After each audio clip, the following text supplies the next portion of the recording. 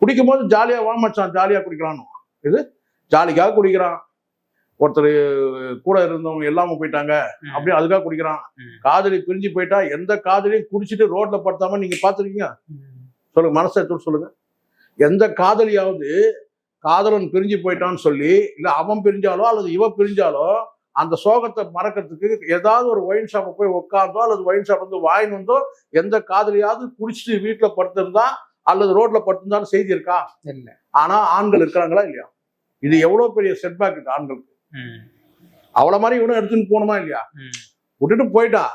ஆனா உனக்கான வாழ்க்கைன்னு ஒண்ணு இருக்கு, ஒண்ணு அந்த வாழ்க்கையில போ. இல்லையா உன்னால மறக்க முடியலையா? நீ உன்னுடைய ரெகுலர் வாழ்க்கையில நீ யாருக்காவது உன்னுடைய வாழ்க்கையை அர்ப்பணிச்சுக்கோ. ஒரு அனாத ஆசிரமத்துக்கோ இல்ல வந்து ஏதோ தொண்டு செய்யறதுக்கு நீங்க வந்து தொண்டுக்கு வந்து நீங்க வந்து டெடிகேட் பண்ணணும் லைஃப். Okay sir. ஏன்னா குடிச்சிட்டு வந்து பாத்தீங்கன்னா ரோட்ல படுக்கிறதுனாலே வாந்தி எடுக்கிறதுனாலே அந்த வாந்திலே நீ பெறறதுனால என்ன இருக்கு?